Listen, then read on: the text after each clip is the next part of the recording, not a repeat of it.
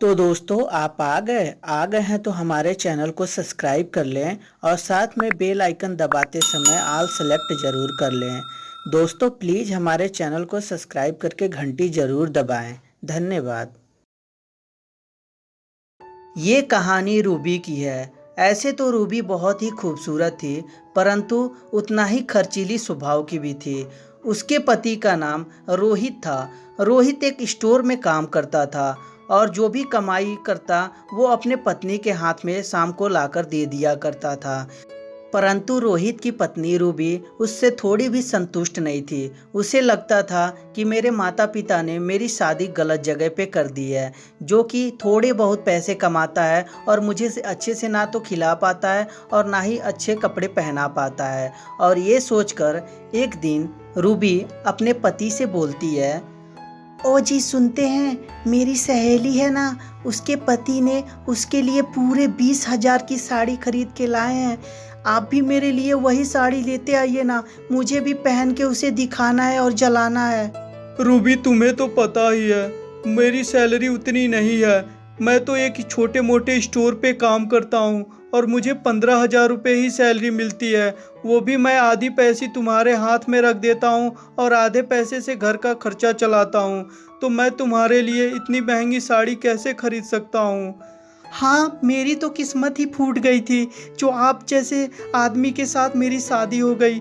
हाय रे, ये आदमी ना तो मेरे को अच्छे से खिलाता पिलाता है और ना ही मुझे अच्छे से कोई कपड़ा किन के देता है। मेरी तो किस्मत ही फूट गई। पता नहीं मेरे माता पिता ने क्या देखकर शादी की।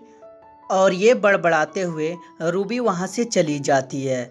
परंतु रोहित को थोड़ा भी बुरा नहीं लगता। बुरा लगता है तो सिर्फ इस बात का बुरा लगता है कि वो अपने पत्नी को अच्छा से ख्याल नहीं रख पा रहा है, उसके लिए कोई भी अच्छी साड़ियाँ या गहने नहीं बनवा पा रहा है। परंतु रोहित करे भी तो क्या करे, उसके पास इतने सारे पैसे भी नहीं थे जिससे कि वो अपने पत्नी का शौक़ पूरा कर सके। एक दिन रोहित अपने पत्नी से जाकर बोलता है, रूबी मैं क्या सोच रहा हूँ कि मैं तुम्हें कहीं बाहर ले चलूँ या सिनेमा दिखाने ले चलूँ। तुम भी घर में रह रह के बोर हो गई हो। हाँ जी, तो फिर देर किस बात की है, चलिए चलते हैं। नहीं नहीं, आज नहीं, फिर कभी चलेंगे। एक्चुअली क्या है कि अभी मेरी तनख्वाह मिली नहीं है। तनख्वाह मिलने दो, 3-4 दिन में मिल जाएगी तो फिर मैं तुम्हें घुमाने ले चलूँगा। अभी से तुम प्लानिंग कर लो कि क्या क्या तुम करोगी और कहाँ कहाँ घूमोगी तुम।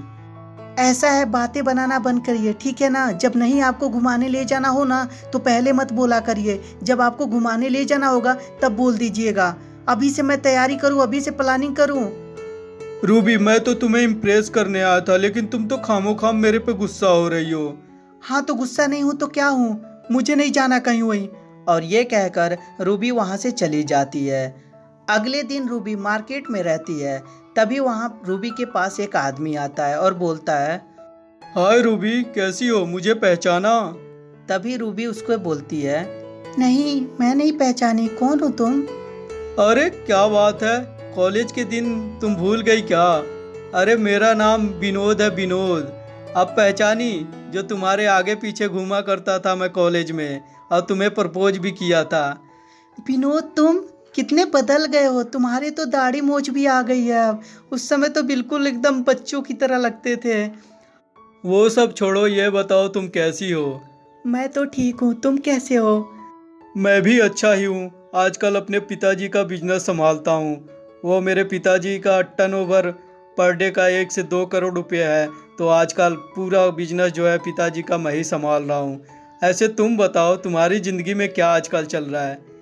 मेरी ज़िंदगी में क्या चल सकता है, ऐसे मैं हाउस वाइफ हूँ और हाउस वाइफ तो पता ही है क्या करती हैं। लेकिन एक बात कहूँ रूबी, तुम्हें कॉलेज में देखकर नहीं लगता था कि तुम हाउसवाइफ बनने के लायक हो। मुझे लगता था कि तुम कोई ना कोई जॉब जरूर कर लोगी। लेकिन कोई बात नहीं, चलो मैं तुम्हें घर पे ड्रॉप कर देता हूँ। अगले दिन रूबी एक पार्क में रहती है। तभी वहाँ पर अचानक से विनोद आ जाता है और विनोद रूबी से बोलता है, हाय रूबी, तुम पार्क में क्या कर रही हो? विनोद तुम यहाँ। वो एक्चुअली मैं घूमने आई थी थोड़ा।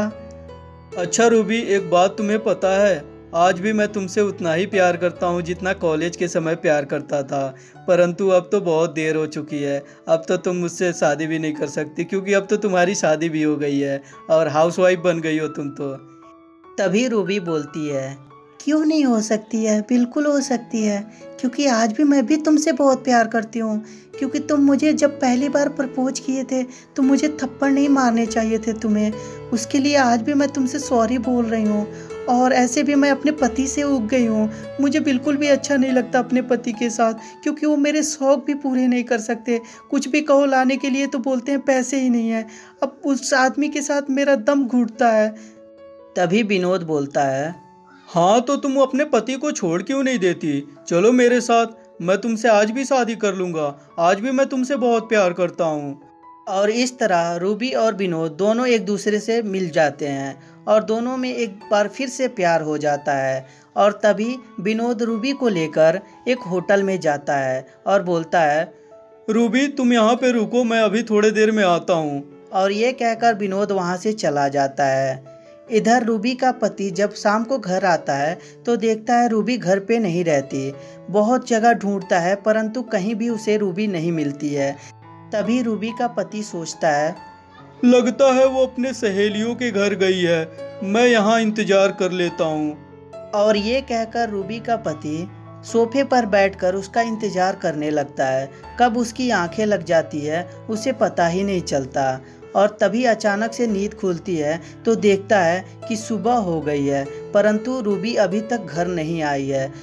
अब रूबी के पति के मन में घबराहट सी होने लगती है कि अचानक रूबी चली कहाँ गई और मुझे बताया तक नहीं। इधर रूबी और विनोद दोनों एक दूसरे के साथ होटल में रहते हैं। तभी विनोद बोलता है, आज जाकर मेरा बदला पूरा हुआ। जब पहली बार तुमने कॉलेज में मुझे थप्पड़ मारा था, सबके सामने मेरी बेइज्जती की थी, आज मेरा बदला पूरा हो गया कि मैंने तुम्हें तुम्हारे पति से छीन लिया। और इस तरह अब तुम 2 दिन से गायब हो, तुम्हारा पति उधर ढूंढता होगा।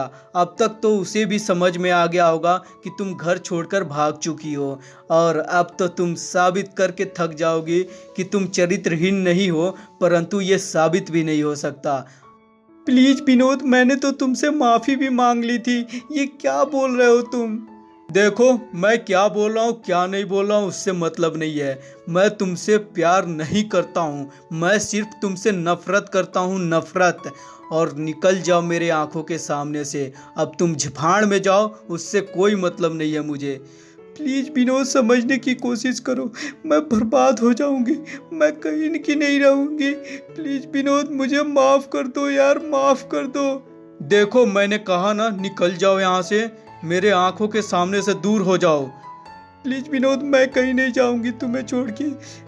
तभी विनोद बोलता है, ठीक है, मत जाओ तुम, मैं ही चला जाता हूँ। ऐसे भी ये होटल रूम है, कौन सा मेरा घर है। और ये कहकर विनोद वहाँ से चला जाता है। रूबी को भी अब बहुत ज़्यादा पछतावा होने लगता है कि वो अपने पति का घर छोड़कर क्यों आई, लेकिन अब वो करे भी तो क्या करे, उसे कुछ भी समझ में नहीं आ रहा था। तो दोस्तों, कैसी लगी ये स्टोरी हमें कमेंट करके ज़रूर बताएं। अगर जो इसका नेक्स्ट पार्ट चाहिए तो प्लीज़ लाइक करें और कमेंट ज़रूर करें कि इसका नेक्स्ट पार्ट चाहिए। और हाँ दोस्तों, जाने से पहले हमारे चैनल को सब्सक्राइब करके घंटी भी ज़रूर दबा दें और अपने दोस्तों के साथ शेयर भी ज़रूर कर दें। धन्यवाद दोस्तों।